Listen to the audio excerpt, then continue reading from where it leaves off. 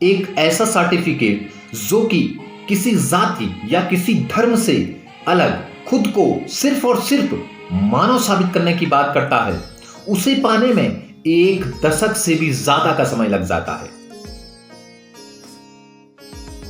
आए दिन जाति, धर्म और संप्रदाय को लेकर दंगे होते रहते हैं और राजनीतिक पार्टियां आम जनमानस को लड़ाकर इसका भरपूर फायदा उठाती है।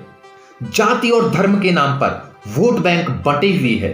ये जाति और धर्म ही है जो ऊंच नीच की भावना का विकास कर रहा है। ये जाति और धर्म के नाम पर मिलने वाला आरक्षण ही है जिससे कि व्यवस्था में अयोग्य व्यक्ति आ जाता है। कल्पना कीजिए कि हमारे सर्टिफिकेट में ना तो कास्ट मेंशन हो और ना ही रिलीजन, तो क्या होगा?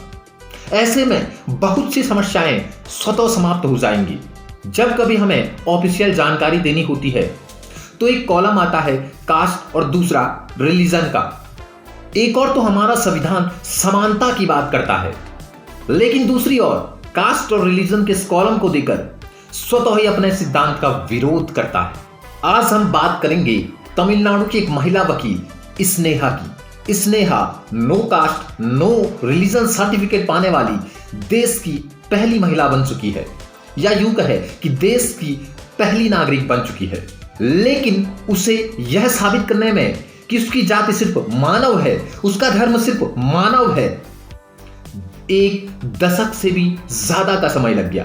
दरअसल स्नेहा के माता पिता ने बचपन से ही स्नेहा के प्रत्येक सर्टिफिकेट में कास्ट और रिलीजन वाले कॉलम को हमेशा खाली छोड़ा था।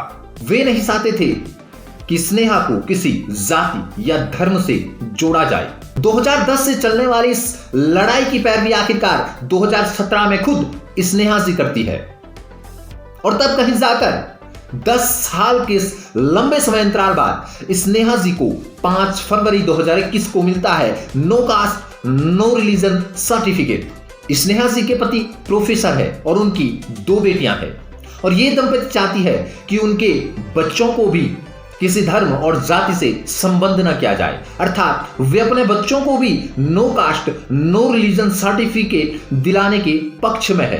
यह बातें छोटी लगी, लेकिन स्नेहा जी जैसी मानसिकता वाले लोगों की वजह से ही आज विश्व में शांति स्थापित है।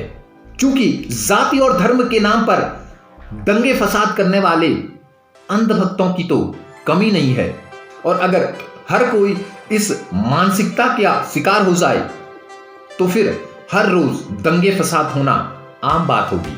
मैं नाम नहीं लूंगा, लेकिन हमारे देश में भी कुछ ऐसी चर्चित हस्तियां हैं जो खुद को बुद्धिजीवी तो समझती है, लेकिन इस जाति और धर्म की भयंकर दलदल से स्वयं को बाहर नहीं निकाल पाती। मैं स्नेहा जी के इस कदम की सराहना करता हूं और इस उम्मीद में इस वीडियो का अंत करता हूं कि एक दिन हमारे देश सहित इस संपूर्ण विश्व में ऐसी व्यवस्था बनेगी जहां ऑफिशियल जानकारी में कास्ट और रिलीजन का कॉलम हट जाएगा।